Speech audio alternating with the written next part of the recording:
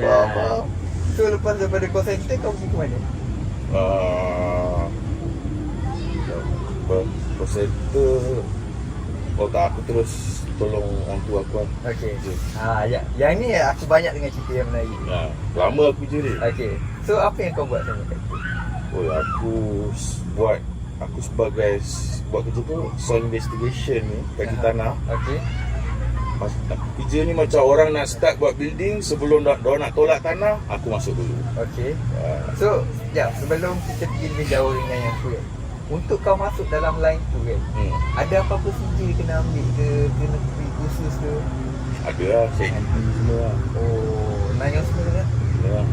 Okey. Nayos tu tak wajib lah. Nayos tu kalau aku ada site untuk masuk kat tempat-tempat yang perlukan Nayos, untuk pelayan. Let's say TMB ke, Petronas ke. So far aku ada Nayos. Sekarang ni aku mesti ada Nayos TMB.